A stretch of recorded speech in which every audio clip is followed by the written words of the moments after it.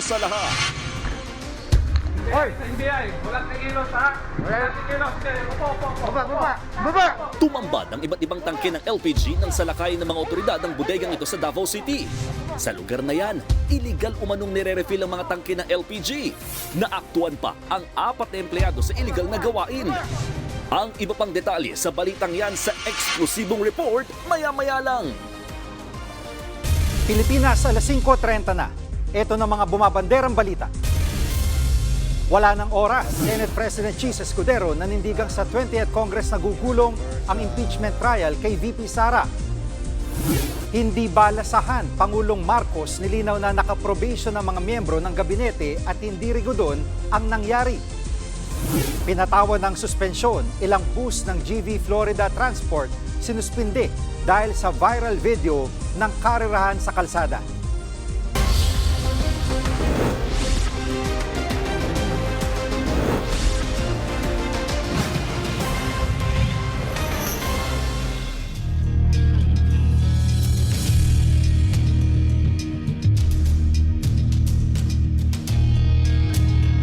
Kapapasok lang na balita, nagmosyon na si Senator Bato de la Rosa na ibasura impeachment case laban kay Vice President Sara Duterte.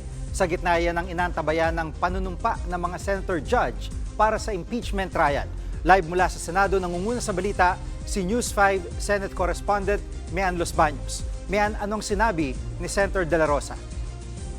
Jiggy, magandang hapon sa iyo. Tama ka, hanggang sa mga oras na ito, hindi pa nakakapanumpa ang mga senador para maging senator judge sa impeachment trial ni Vice President Sara Duterte. Dapat yan, kung sinunod yung agreed motion kahapon, dapat at 4 p.m. nakapag-oath taking na sila. Pero bukod sa delayed din kasi yung pagbubukas ng sesyon ngayong araw na ito, talagang nanindigan Senator Bato de la Rosa na mauuna muna siyang mag-privilege speech bago daw i-constitute ang impeachment court at makapanumpa yung mga senator judges. Sa kanyang talumpati na katatapos-tapos lamang talaga, Gigi, sinabi niya at hinikayat niya yung kanyang mga kapwa senador na i-dismiss itong impeachment complaint laban kay VP Sara dahil daw sa constitutional infirmities.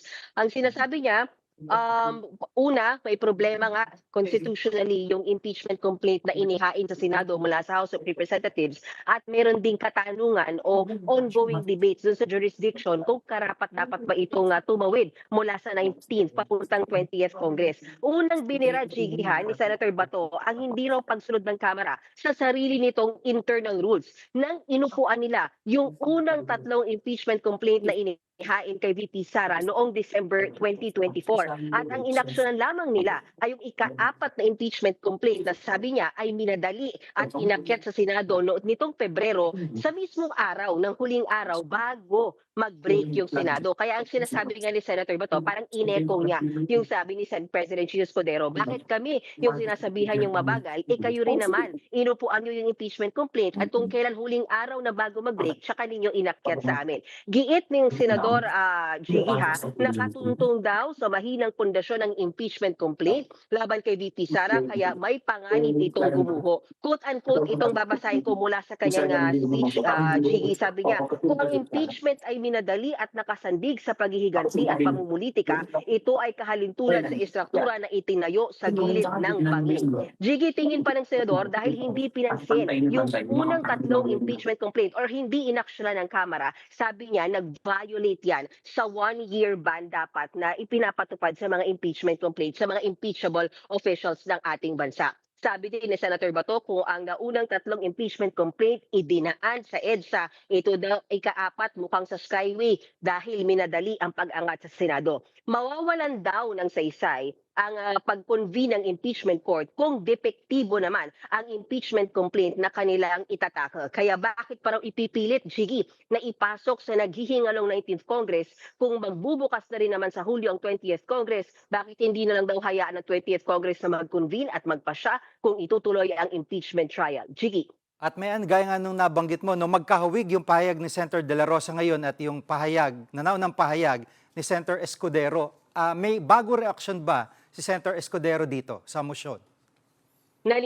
So far sa ngayon, Gigi, kasi nakatayo na ako dito, but so far, meron pa dapat mga magsi-speech after ni Senator Bato de la Rosa or at least magre-react dyan sa kahilingan niyang ipadismiss. Pero nagtatalo ngayon sa plenaryo, partikular na tumayo at Senator Risa Hontiveros at sinasabi niya na, teka muna, anything na may kinalaman sa impeachment complaint ni VP Sara, dapat pag-usapan na oras na makonvene na yung impeachment court, which will happen tomorrow, Jiggy. Pero ngayon, alam ko tumayo rin si Senator Amy Marcos para nga suportahan naman yung resolusyon o yung sinasabi ni Senator Bato de la Rosa. Pero sa ngayon, ang sinasabi ni Senate President Escudero kanina, bago yung speech ni Senator Bato yung kanina, sinabi ni Senate President Escudero, tuloy na tuloy ang pag-convene ng impeachment court bukas. Tuloy din dapat ang oath-taking ng senator judges.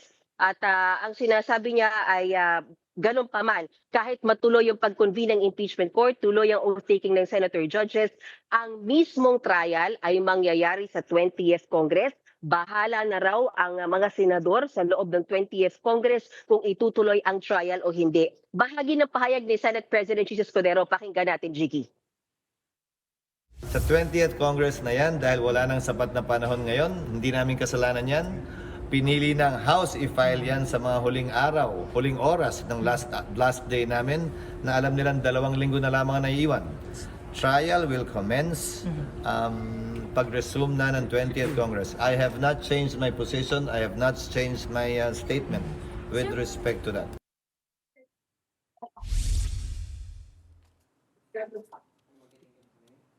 Yan pong ulat ni Mayan Los Baños live mula sa Senado. Samantala, naniniwala naman si Pangulong Bongbong Marcos na tatawid sa 20th Congress ang paglilitis kay VP Sara. Live mula sa Mandaluyong, nangungun sa balita, si News 5 Malacanang correspondent Maricel Halili. Maricel, ano pa ang sinabi ng Pangulo? Jiggy, sabi ni Pangulong Bongbong Marcos, kahit pasimula na ngayon yung impeachment proceedings laban kay Vice President Sara Duterte, malabo itong matapos bago mag-adjourn ng 19th Congress. Kaya ang paniniwala niya, talagang tatawid ang impeachment proceedings mula sa kasalukuyang 19th Congress hanggang sa kahit na mabago pa ang komposisyon ng ating mga senador sa 20th Congress. Pero ang malinaw dito, sinasabi pa rin ni Pangulong Bongbong Marcos, nasa kamay pa rin naman ng mga senador ang desisyon kung anong kahihinatnan ng impeachment proceedings laban kay VP Sara. Narito ang pahayag ni Pangulong Marcos. It has moved already from the House. It has now been in the Senate for a few months. And we are watching, of course, what the Senate President Jesus Escudero is doing to try to make it as a peaceful a transition as possible from this Congress to the next. Sa ibang issue, Maricel, kumusta ang pagbabago sa gabinete? May mga binanggit kung sino-sino matatanggal at mananatili sa pwesto. Yes, Jiggy, kanina may binanggit si Palace Press Officer Undersecretary Claire Castro na mananatili sa pwesto at yan ay si Secretary Eduardo Año. Malinaw daw kasi yung naging pahayag ni Pangulong Bongbong Marcos na maganda naman ang performance ni Secretary Año bilang hepe ng National Security Council. Ang issue lang naman kay Secretary Año ay yung kanyang health condition na problema na rin naman daw kahit nung panahon pa ng pandemic. Pero ang sabi nga ng Malacanang dyan, hanggat kaya ni Secretary Año na manilbihan sa gobyerno, mananatili siya sa pwesto. Maliban dyan, wala pang sinasabi si Pangulong Bongbong Marcos na ibang mga kalihim na sigurado na hahawakan pa rin yung kanilang posisyon maliban doon sa mga naunang anunsyo na ni Executive Secretary Lucas Bersamin. Ang malinaw na sinasabi ni President Bongbong Marcos sa kanyang panayam kanina, dire-diretso yung gagawing performance evaluation. Katunayan, hindi daw ito maitatawag na cabinet revamp na one-time, big time. Ang gagawin daw nila ay either periodic o di kaya naman ay quarterly review nang sa gayon ay malaman kung sino ba sa mga cabinet secretaries na ito at official yung magandang performance at hindi. Sa ngayon daw, nandun na daw sila sa undersecretary level na pagre-review ng kanilang mga performance. Jiggy. At Maricel, may nabanggit ba ang palasyo tungkol sa mangyayari kay Immigration Commissioner Joel Viado na nasasangkot ngayon sa corruption? Natanong din natin kanina yan, Jiggy. Ang sinabi ni Pangulong Bongbong Marcos, pag-aaralan nila ang reklamong ito, although aminado siya na mahirap kapag white paper lang yung pagbabasihan na hindi pa man din daw pirmado. Mas maigi kung merong kalakip na ebidensya. Pero gayon man titingnan pa rin daw ito ni PBBM. Narito ang sinabi niya. Well, first we're looking at it, but you know, this mahirap mapag-aralan na mabuti kung white paper na hindi pinirmahan at saka walang specifics. But nonetheless, everything like this, we look into it and we will continue to do that. Jiggy, nauna nang itinanggi ni Viado na may kinalaman siya sa mga corruption issues na ibinibintang laban sa kanya at tukoy na raw niya kung sino-sino ba itong mga individual na nagpapakilala bilang mga concerned employees na sinasabing nagpapalabas ng kampanya laban sa kanya. Jiggy. Yan pong ulat ni Maricel Halili live mula sa Mandaluyong. Nagprotesta sa harap ng Senado ang ilang grupo, panawagan nila simulan na agad ang impeachment trial ni VP Sara. Nangunguna sa balita si Camille Samonte. Camille, ano ang sabi ng mga nagprotesta?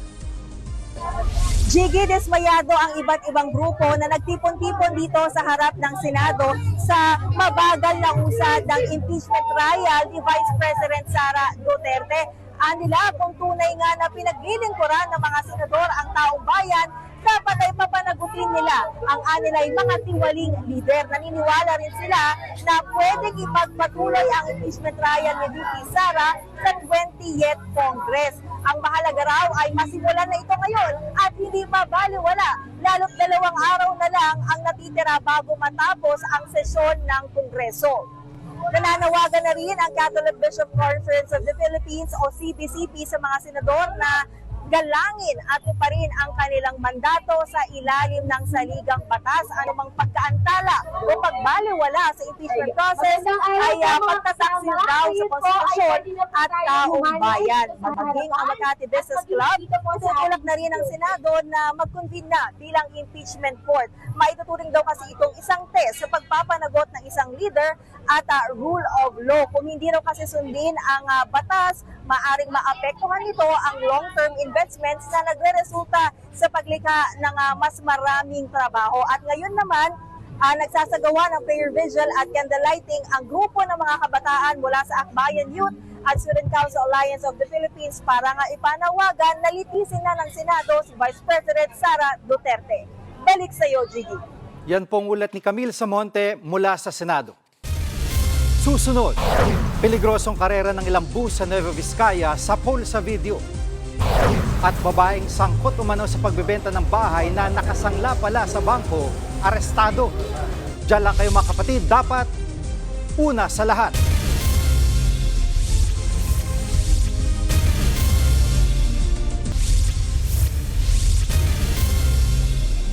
Mahigit 800 eskwelahan ang kalahok sa pilot testing ng revised senior high school curriculum. Pero may pala ang grupo ng mga guro, lalo't 1 linggo na lang ay balik eskwela na. Nangunguna sa balita si JC Cosico. JC, handa na ba ang DepEd sa pilot testing? JG, binusisi nga ng ilang mambabatas yung kahandaan ng Education Department doon sa pilot implementation ng revised senior high school curriculum halos 1 linggo bago ang pasukan sa June 16. Sa pagdinig kanina na House Committee on Basic Education and Culture, tinanong ni ACT Teachers Party List Congressman Franz Castro ang DepEd kaugnay po ng timeline na magiging pag-aaral dito sa pilot run. Ang sagot po ng ahensya. We will be having a baseline assessment of where we are and what we have right now. And then we will coming up with a midline and then an endline assessment. Sa buong Pilipinas, higit 800 schools ang kasali dito po sa pilot run ng revised senior high school curriculum. May 2 main tracks na pwedeng pagpilian dito, academic and technical professional o Tech Pro. Ibinaba rin po sa 5 yung core subjects mula po sa dating 15. Mas maagang training naman ng mga guro at principal ang apela ng ilang national secondary school heads. Narito po ang kanilang pahayag. Para po mapaghandaan ng mga guro yung ituturo nila, lalo-lalo na po mag-stream down sa 5 core subjects. We are not yet ready kasi wala pang training na i-pilot natin. Mas-start na tayo sa opening by Monday. Pero ayon sa DepEd, voluntary po yung pagsali dito po sa pilot run ng revised senior high school curriculum. At meron din daw screening para dito. Sa kabuuan, nasa 27 million ng mga estudyante ang naka-enroll at inaasahang magbabalik eskwela ngayong school year 2025 to 2026. Jiggy. Yan pong ulat ni JC Cosico mula sa Batasang Pambansa.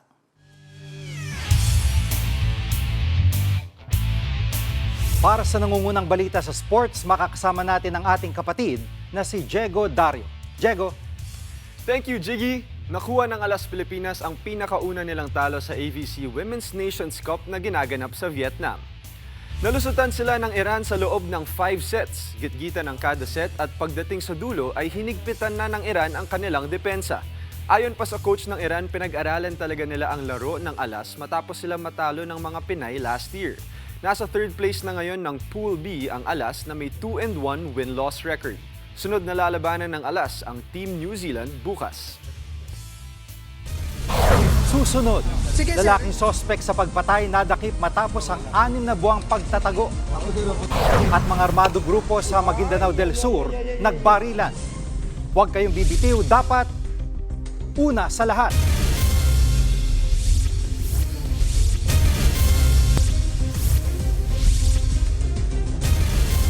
Humingi na ng paumanhin ang kumpanya ng 6 na bus na nagkararaan umano sa kalsada sa Nueva Vizcaya, pero hindi pa rin sila lusot sa asunto.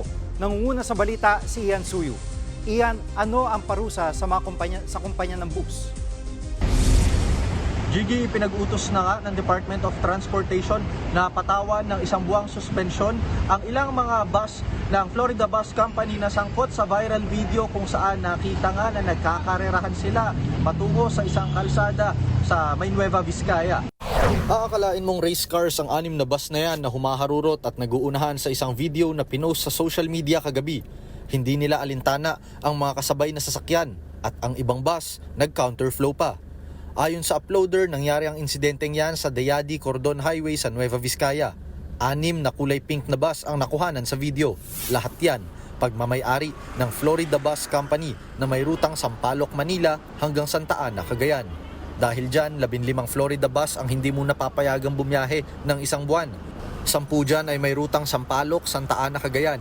Suspendido rin ang biyaheng Baguio Apayao dahil isa sa 6 na bus sa video na yan ang ruta at out of line. 2 sa 6 na bus ang natukoy na raw ng DOTR at LTO. Inaalam na rin sa ngayon ang pagkakakilanlan ng mga sangkot na driver. Ang LTO naman ipinag-utos na sumailalim sa mandatory drug testing ang lahat ng bus driver ng Florida. Mahigpit daw ang gagawin nilang pagbabantay sa lahat ng PUV companies para hindi na maulit ang insidenteng kinasangkutan ng Solid North Transit noong nakaraang buwan kung saan 10 ang naiulat na namatay. Gigi, kaninang umaga nga nauna nang nagbigay ng pahayag ang pamunuan ng Florida Bus Company sa kanilang social media page. Doon nga ay humingi sila ng paumanhin sa insidente, pero paglilinaw nila o depensa nila edited or fast forwarded daw yung video na nag-circulate online. Pero iginiit naman ng LTFRB na magpapatawag sila ng hearing para papuntahin yung owner nitong bus company, pati na rin yung mga involved na bus drivers doon sa insidente. Yan muna ang latest mula dito sa Sampaloc, sa Manila. Pangulat ni Ian Suyu mula sa Sampaloc, Maynila.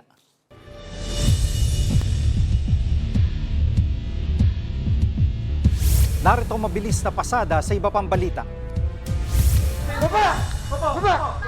Sinalakay ng NBI ang bodega ng mga illegal na LPG sa Barangay Mintal, Davao City. Hindi na aresto ang may-ari pero nadampot ang 4 niyang tauhan. Base sa investigasyon, 3 taon na ang iligal na pag-refill ng mga tangke sa bodega. Nasa kote naman sa entrapment operation ng babaeng estafador umano sa Bulacan. Dinampot ang suspect sa isang fast food restaurant sa pagpagtulungan ng mga biktima na nauna ng natangayan ng halos 6 na milyong piso. Ayon sa mga otoridad, ang modus ng suspect ay magbenta ng bahay na nakasanla pala sa bangko. Nasa NBI detention cell na ang suspect. Matapos ang halos 6 na buwang pagtatago, nadakip na ang lalaking suspect sa pamamaril at pagpatay sa isang lalaki noong nakaraang taon. Base sa investigasyon, 11 sa droga ang motibo sa krimen. Nasa kustodiya na ng mga otoridad ng suspect. Sunod-sunod na putok ng baril ang gumambala sa gabi ng mga residente na Sheriff Agwak sa Maguindanao del Sur. Ayon sa mga residente, 3 grupo ang sangkot sa barilan at may nasawi sa bawat panig. Kinordon na ng mga otoridad ang lugar habang iniimbestigahan ang insidente. Gary De Leon, News 5. Mga bumabanderang headlines, alam mo na, dapat una sa lahat.